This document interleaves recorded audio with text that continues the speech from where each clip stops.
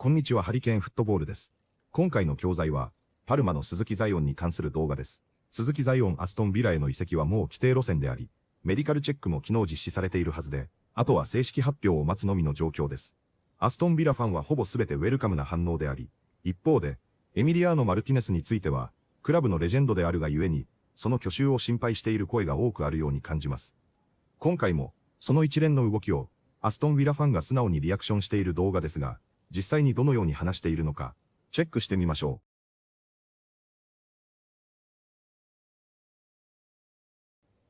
う。What's up, everyone? Welcome back to Every Week We Follow. I'm your host, James Clifton, and I'm here with my good friend, Gary Bennett, who is currently camping and on a nice, squeaky blow-up sofa. Lovely. Lovely. Brilliant. The main talking point, obviously, we have got to talk about here is Emi Martinez's deal to Juve is off. However, Zion Suzuki is still on his way to Villa Park, from what we understand. Emi Martinez, it looks like he won't be staying, but he won't be going to Juve because literally, I think about 15, 20 minutes ago as well, Fabrizio Romano announced that Juve have agreed a deal to sign Vicario from Spurs. So who knows? Is he going into Spurs? Probably not. Can Emi go to PSG? Is that a possibility? Because obviously that was the deal that fell through with Suzuki. Who knows? All I know is I do not want to see him at another Premier League club, if I'm honest. I do not want to see him at Chelsea. I do not want to see him at Spurs. I do not want to see him at Man U or anyone like that. Go abroad, Emi. Go live in your sunny life wherever you want to, whether it's Spain or wherever you want to go. Just go for it. But anyway, if you are new here, please do hit that subscribe button, hit that like button, and let us know in the comments as well what you think. We're also going to be touching briefly on the Mönchengladbach game, and we're also going to be touching briefly on the Consa stuff and Rimmer, who obviously passed away recently as well. So a bunch of things for us to talk about. But Gary, we're going to see how your mobile phone signal goes. How are you doing? Yeah, I'm good, mate. I'm in my happy place. I'm camping. This is my my abode, mate. I'm at one with nature on a Wi-Fi connection, talking on the internet. So right back to basics. Now, mate, what a topsy-turvy week, you know, of emotions in the Villa world, right? To the euphoria of the PSG game, to injuries, and now this Martinez saga is, you know, a bit disappointing because it's not as snaky as Fabian Delph, right? But he'd confirmed that he was staying, and then to go that I know it's just words and football turns over pretty quickly, but is there a world where he stays? I suppose yes, but apparently Suzuki, if he comes in, he's now number one. So yes, if Emi is happy to say sit second fiddle. Well, because you think there's only a week left in the transfer window. It does, like you say, to wherever. And if you want to negotiate terms and stuff, I know football can move fast, but maybe he stays till January and then goes to a preferred option. I don't know, mate. But look, I don't want Emi to leave. He's been an absolute servant to us, isn't he? And like everyone hates him. And like you said there, when he's with you, you love him. The shithousery, all the kind of stuff that comes with his personality. But the fact of the matter is, Emery said it at the start of last season, right, when he was on the tip of losing to Man United. I only want players here that are 100% committed to Aston Villa. And if Emery wants to leave, I mean, we can't be good. You might have said to you, didn't I, at the end of the season, that if he wins the Europa League, then he's done his job at Villa. He's won us a trophy, which he did. He played with a broken finger, for crying out loud, mate, and kept a clean sheet. So, yeah, obviously be gutted, but I hope this doesn't turn sour with our fan base. I hope we can get a decent deal. Like I say, I think a preferred option if he went abroad. The PSG thing sounds like the right thing for me. Because like you say, they were going to have Suzuki. What are we buying? A motorbike? He better be good in goal. Like, I watched him. You know, also, my father-in-law, all he's been singing is "Iron like a lion in Zion." That's all he's been singing. I was like, that's going to be his chant, isn't it? That's going to be his chant. But, mate, with all due respect to Suzuki, he's obviously had a half-decent World Cup, played in all the games. And I thought, okay, he looks all right. He was good for Japan. But like he's coming out of nowhere. Been playing in Belgium, and then before that, he's a young lad. What is he, 24, 25, whatever he is? Yeah. But he's not coming with a wealth of experience. So, yeah, I just hope that this is the right move for us.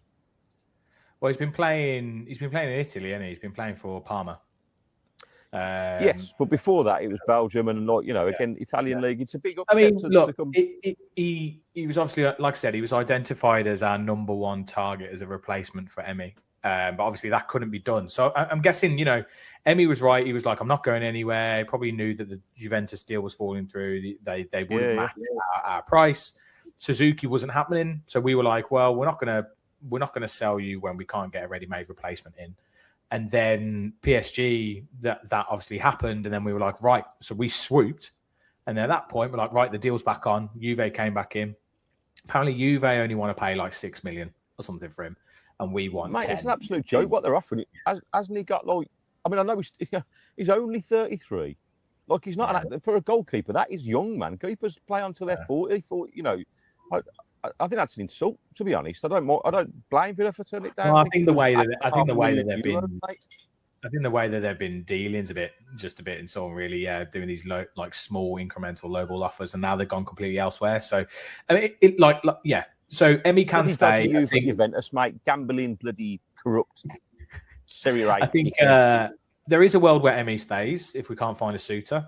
I think with SCR now, through the dealings that we've done this summer, I think we're okay when it comes to SCR. We've lowered the wage bill heavily.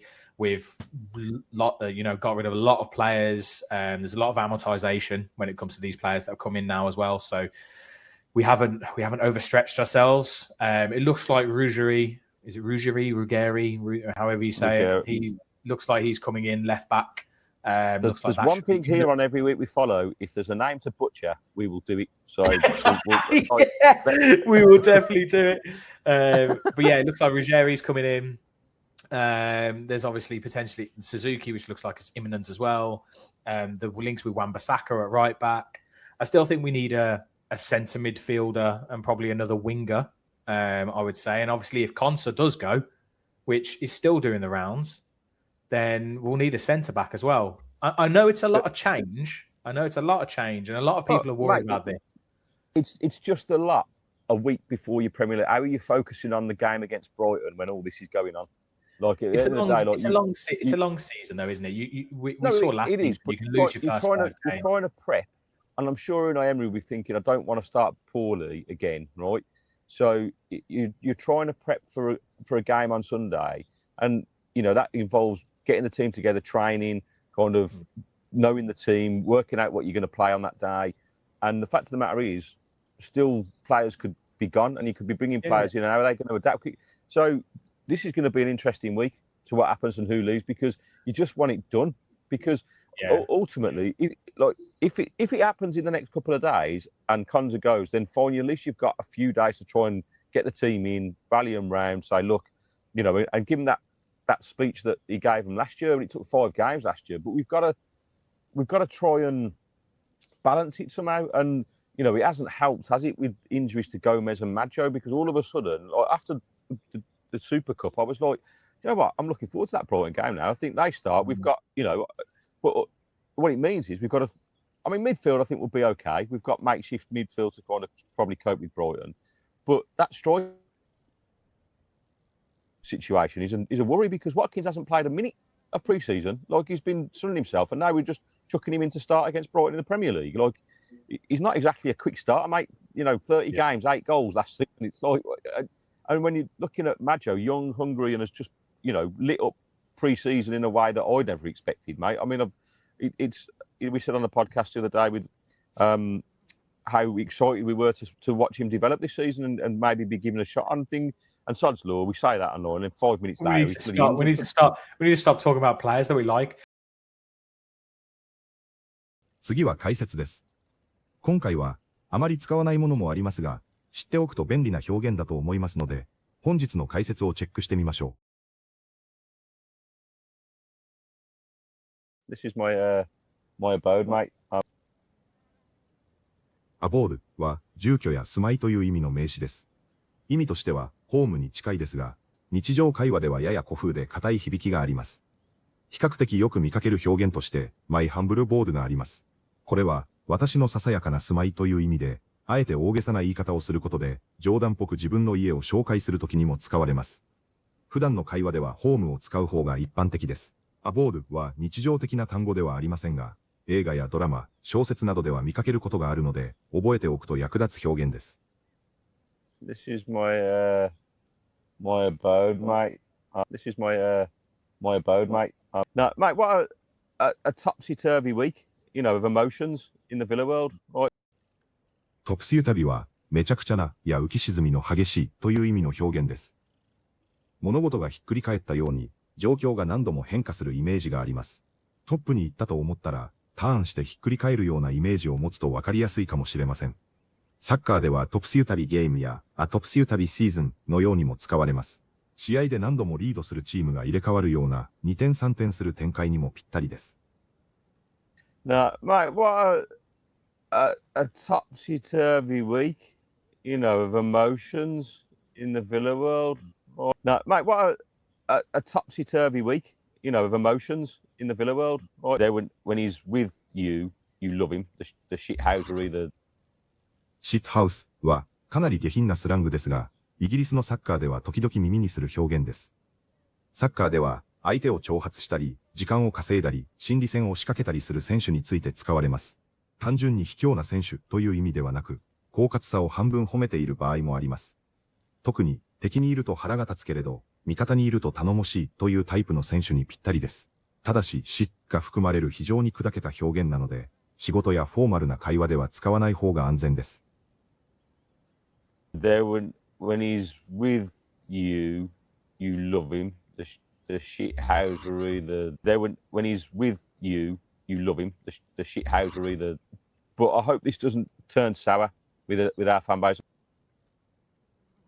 トゥーヌスワーは関係や状況が悪化するや険悪になるという意味の表現です。スワーの基本的な意味は酸っぱいです。例えば、牛乳などが古くなって酸っぱくなることから、良い状態だったものが悪くなるという比喩的な意味でも使われます。特に人間関係についてよく使われます。似た表現としてゴースワーがあり、こちらもうまくいかなくなるという意味です。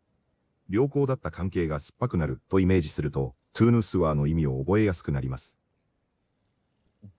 But I hope this doesn't turn sour with our fan base.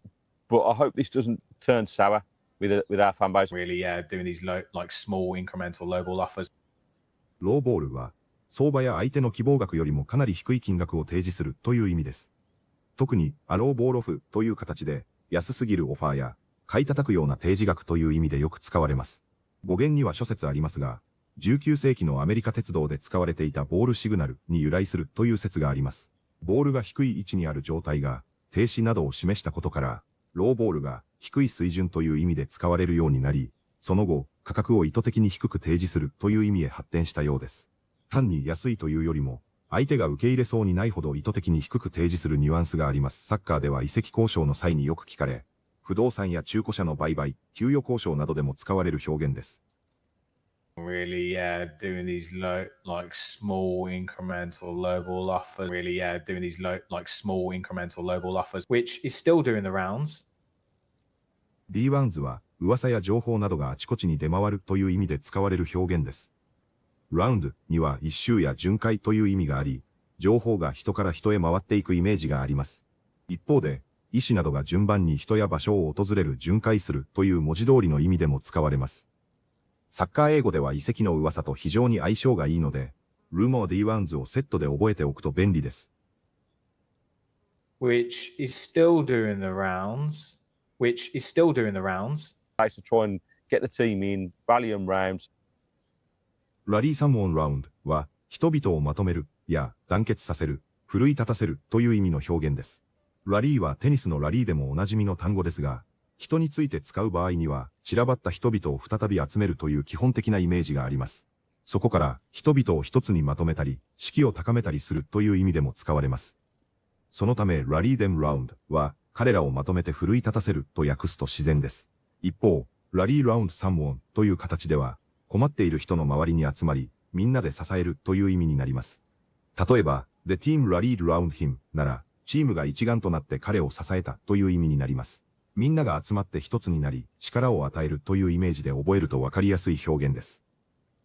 Guys to try and get the team in Valium rounds. Guys to try and get the team in Valium rounds. いかがでしたか？鈴木彩艶の去就が2点3点4点した後にようやく決まりそうだという気持ちではないでしょうか。